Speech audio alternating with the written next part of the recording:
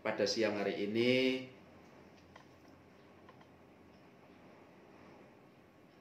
apa yang akan saya sampaikan dengan tema memaknai doa di masa pandemi.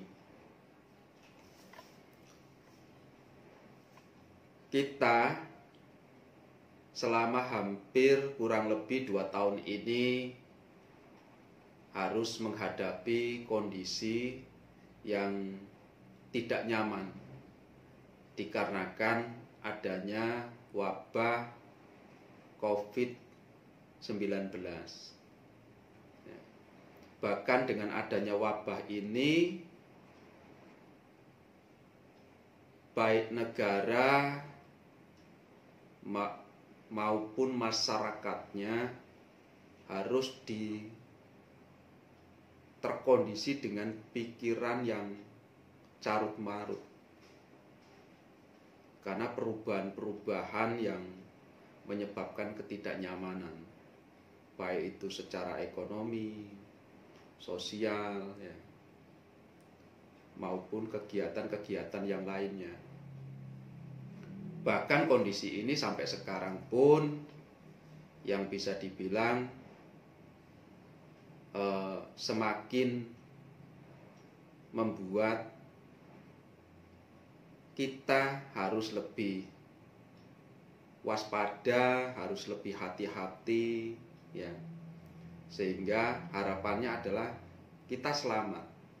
Kita selamat jauh dari segala macam mara bahaya, baik itu yang disebabkan oleh virus COVID ataupun yang lainnya. Nah, kondisi pandemi COVID-19 ini membuat aktivitas di wihara itu yang biasanya kita harus melaksanakan puja bakti bersama-sama, sekarang semua puja bakti bersama di wihara, ya, secara offline itu harus tertunda. Tapi semua diadakan dengan Zoom. Dhamma Desana dengan Zoom, doa bersama dengan Zoom, puja bakti dengan Zoom, ya. Semua aktivitas harus menggunakan online. Apakah media sosial itu menggunakan YouTube dan aplikasi yang lainnya. Ibu bapak dan sahabat-sahabat terkasih di dalam Dhamma, saya beberapa kali mengikuti kegiatan-kegiatan doa bersama, ya, untuk mendoakan saudara sahabat kita, ya, yang mengalami penderitaan atau mengalami sakit yang disebabkan oleh COVID-19. Ya, baik itu yang dilaksanakan oleh beberapa lembaga-lembaga keagamaan, oleh pemerintah, itu dilaksanakan doa-doa. Lalu bagaimana efektivitasnya, bagaimana cara pandangnya kita sebagai umat Buddha ketika menghadapi kondisi seperti ini dengan doa-doa, ya. Apa yang harus dilakukan dan bagaimana kita itu harus menangkap kondisi ini dengan bijak, dengan cara pandang Buddhis. Ya. Nah, ibu bapak dan saudara-saudara sedama yang berbahagia, kalau kita melihat aktivitas umat Buddha itu identik dengan seni yang begitu sangat luar biasa ketika melakukan doa dan puja bakti, baik itu menggunakan persembahan-persembahan, ya, adapun yang tidak, dengan berbagai macam tindakan, ya, dengan tujuan agar apa yang diharapkan itu tercapai, apa yang diharapkan itu terkabul. Tapi perlu dimengerti bahwa doa itu kalau secara umum bisa dimengerti itu sebagai harapan, permohonan, ya, pujian, lalu membaca parita, membaca sutra. Ini adalah salah satu doa. Pengertiannya seperti itu kalau di secara umum di dalam Kamus Besar Bahasa Indonesia seperti itu. Nah, lalu bagaimana kita itu harus memaknainya ketika kita itu harus melaksanakan puja bakti? Apakah kita itu kalau puja baktinya tidak di wihara, harus melalui online atau di rumah sendiri, nanti manjur nggak Bante agar kita itu selamat dari dari pandemi ini, dari virus, dari bahaya itu, agar kita selamat. Karena sudah banyak saudara-saudara kita itu juga yang sudah meninggalkan kita. Nah, kekhawatiran ini muncul sehingga dilakukan doa-doa ya, dengan harapan ya bebas dari penderitaan. Doa itu bisa dilakukan dimanapun.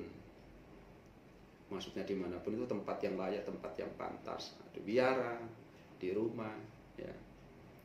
Ada altarnya atau tidak ada altarnya boleh saja, bisa dilakukan. Tapi perlu dipahami, doa-doa di dalam ajaran agama Buddha itu harus dilakukan menggunakan etika. Kita kalau ke wihara itu kan ada etika. Jadi kalau puja bakti ke wihara, pakaiannya harus bersih, ya, rapi.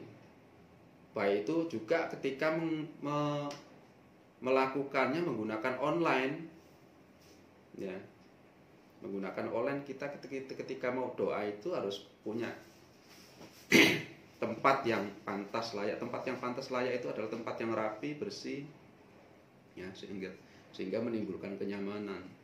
Kedua, pakaian kita juga ya harus santun, sopan. Secara etika adalah umum, ya, rapi. Karena kita mau melantunkan parita-parita suci, apalagi kalau pas Zoom itu ada bantenya dan sebagainya. Kita perlu suasana, nuansa yang memang di situ memiliki nilai-nilai sosial yang pantas, ya.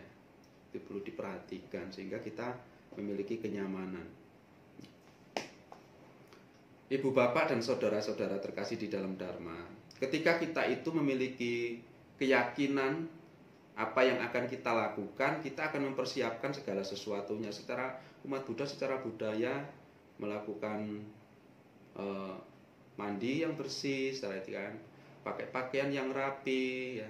Tempat sudah disiapkan dengan layak untuk melakukan doa, ya, ketika Zoom ataupun ketika langsung.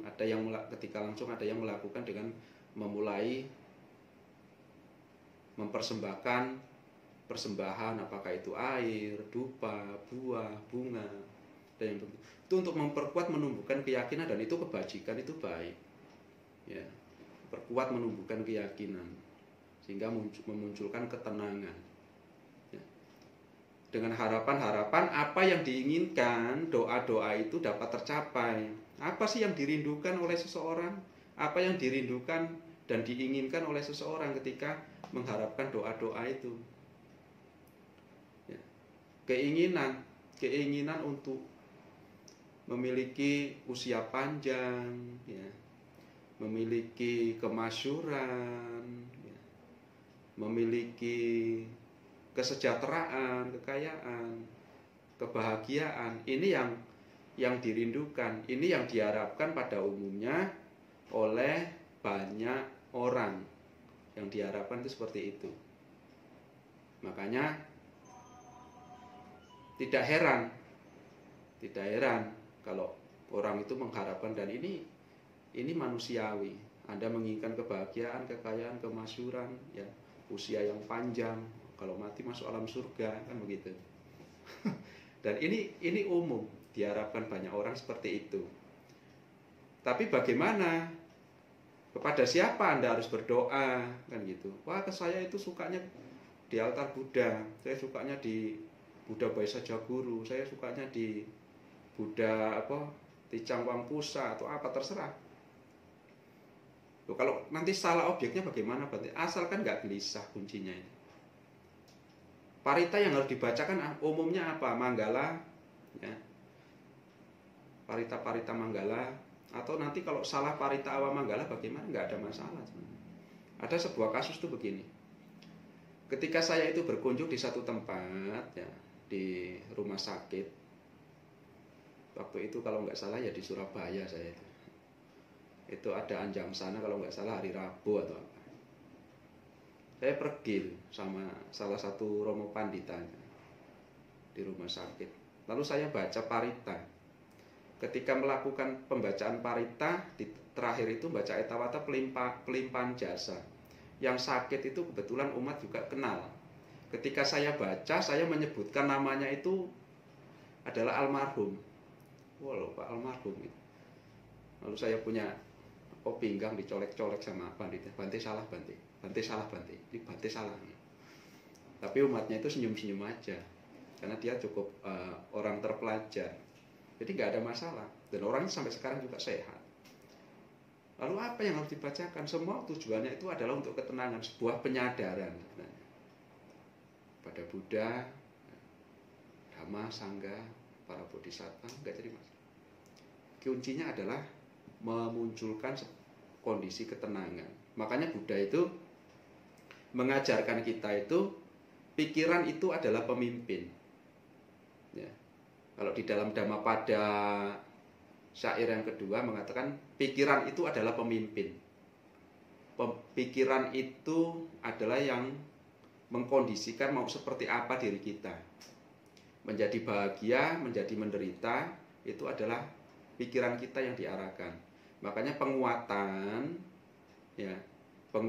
pikiran ini Buddha juga menekankan begini di dalam Anguttara Nikaya. Pikiran yang terkendali mengarah pada manfaat yang besar. Pikiran yang terkendali mengarah pada manfaat yang besar. Itu di dalam Anguttara Nikaya volume 1. Kalau PTS-nya itu yang PTS 7 halamannya. Buddha mengatakan kalau pikiran kita diarahkan kepada manfaat yang besar, ini akan mengarah pada kebahagiaan. Sekalipun Anda baca paritanya salah, tapi tujuan pertama kita adalah untuk kebahagiaan. Apakah kebahagiaan orang lain, kebahagiaan saudara, kebahagiaan anak-anak, kebahagiaan diri kita tahu melakukannya dengan bijak. Sehingga gak ada masalah. Makanya kuncinya adalah pikiran. Bahwa kebahagiaan yang dituju adalah pemahaman. Ketika kita itu memiliki ketenangan yang cukup karena pemahaman, maka ada peribahasa itu the law of interaction. The law of interaction itu adalah hukum tarik-menarik. Hukum tarik-menarik. Kalau pikiran kita itu tenang, maka segala sesuatu yang positif itu seperti disedot. Jadi kayak magnet itu. Itu pikiran kita. Makanya doa itu adalah tujuannya adalah mengarahkan kita pada ketenangan. Mengarahkan batin kita, pikiran kita pada ketenangan. Melihat. Bisa Anda melakukan kebaikan, bisa Anda melakukan meditasi, ya. Ini tujuannya adalah mengarah pada ketenangan. Sehingga saat kita memiliki kondisi pikiran yang tenang, damai, semua kondisi positif itu akan mengarah pada kita. Tapi sebaliknya, kalau kita itu dalam kondisi yang kacau pikirannya, pikiran yang penuh ketakutan, ini tidak akan mengarah pada kebaikan. Ada sebuah cerita Bapak Ibu. Jadi suatu saat itu ada seorang ibu-ibu. Seorang ibu-ibu itu kena COVID. Ketika kena COVID, ya toh, dia kan isolasi di rumah sakit dan tinggal sendirian. Tinggal sendirian di usia 70 tahun ke atas, sudah tua dan sudah cukup terpelajar. Dia mengalami kejenuhan, mengalami kebosanan di dalam situ. Dan dia tidak keinginannya adalah pulang. Saya ingin pulang, Bante, saya mau pulang. Pokoknya saya mau pulang. Ketika saya telepon itu VC, pokoknya saya mau pulang. Saya bilang, Ibu, kalau Ibu pulang, apa ndak kasihan sama anak-anak? Apakah ndak kasihan sama cucu-cucunya? Karena apa? Ibu itu sekarang dalam kondisi sakit karena disebabkan oleh virus COVID yang kalau nanti kumpul bersama keluarga, virus ini akan menular ke keluarga dan semua bisa sakit. Jadi bukan berarti ibu itu tidak boleh pulang, boleh kalau nanti sudah sehat. Nah, disitulah saya terjadi komunikasi konseling, dia penyadaran, dia paham. Setelah paham dia tampak tenang. Ketika tenang beberapa hari kemudian dinyatakan sembuh dan bisa pulang. Ya. Ini ada umat juga yang minta doa kepada biku lalu telepon, Bante sekarang saya kena COVID, doa. Ya terjadi di situ terjadi konseling. Ketika terjadi konseling, pemahaman bijaknya muncul, dia lebih tenang, lebih rileks, lebih damai, ya. Lalu melakukan pembacaan parita, relaksasi, dan ini akan membantu. Bagaimana kita memaknai doa? Ya seperti itu. Kalau kita nggak paham apa yang harus dilakukan, akan terjadi crash pikiran, gelisah, rasanya kacau, hancur gitu. Makanya Buddha itu ketika menekankan pada cara berdoa, ya, dikisahkan seorang saudagar yang bernama Anantapindika. Jadi Anantapindika ini seorang saudagar, ketika bertanya kepada Buddha, dan Buddha juga menjelaskan ada 5 hal yang diharapkan oleh para perumah tangga dan itu tidak mudah didapatkan. Ya, tidak mudah didapatkan. Ya, usia panjang, ya, kesejahteraan, kesehatan, kecantikan, kerupawanan, kelahiran di alam surga. Tapi Buddha bilang, kelima hal ini, wahai Anantapindika, tidak akan bisa didapatkan, tidak akan bisa dicapai hanya dengan bersikap pasif, doa-doa saja, cuma doa, tapi nggak paham bagaimana cara memaknainya, nggak paham. Itu tidak bisa didapat. Tapi Buddha itu menekankan adalah untuk aktif, untuk aktif. Anantapindika, kamu harus tahu arah, cara, jalannya menuju apa yang ingin didapat. Apa yang ingin didapat. Artinya ingin jadi kaya, ingin jadi sehat, ya, ingin jadi terkenal, ya. Ini harus tahu caranya. Makanya di dalam Manggala Sutta kan kesehatan, keterampilan adalah berkah utama. Keterampilan adalah berkah utama. Ingin kaya harus punya keterampilan, harus cerdas, harus pandai, harus terpelajar, punya ketekunan, keuletan. Ingin sehat, ya harus tahu bagaimana caranya harus sehat. Jaga pikiran yang damai, yang tenang. Agar tenang apa? Pahami segala proses setiap kondisi dari kehidupan. Minum obat, vitamin, ikuti saran apa yang dianjurkan oleh ahlinya, dokter, perawat, dan sebagainya. Ini akan sehat. Ini cara berpikir, cara berdoa umat Buddha. Kuncinya adalah di situ. Jadi ibu bapak dan saudara-saudara sedama, apa yang harus Anda lakukan di masa pandemi seperti ini? Kita harus bijak menyikapinya. Kita saat ini adalah saat dimana kita melihat proses sebuah doa yang sesungguhnya adalah melihat semuanya dengan bijak. Seberapa mampu kita memaknai doa itu sehingga pikiran kita itu dalam kondisi yang tenang dan damai. Kuncinya di sana. Makanya doa itu adalah bagaimana Anda benar-benar masuk ke dalam spiritual, penghormatan, memunculkan pikiran batin yang penuh dengan rendah hati dan cinta kasih, ya toh, kebijaksanaan, ya, kedamaian pikiran yang cukup, sikap peduli. Ini adalah kita harus memaknainya seperti itu secara umat Buddha itu. Saling bantu dan sebagainya muncul seperti itu. Ada sebuah cerita ibu bapak. Jadi ada seorang tua yang sakit. Seorang tua yang sakit ini sudah mencari dokter, sudah berobat ke sana kemari nggak sembuh-sembuh. Suatu saat dia datang kepada seorang tabib. Ketika dia datang kepada seorang tabib ingin minta resep obat. Nah, setelah diidentifikasi atau dicek sebagainya kondisinya, psikologisnya dan sebagainya. Si tabib itu tahu. Lalu si tabib itu memberikan 3 kotak. 3 kotak resep di dalamnya. Si tabib bilang kepada si orang tua itu, nanti ini ada 3 kotak. Kotak yang pertama nanti malam kamu buka. Lalu setelah itu kotak kedua dan kotak ketiga. Pulang, dibuka, di dalamnya tertulis resep. Besok pagi kamu pergilah ke pantai.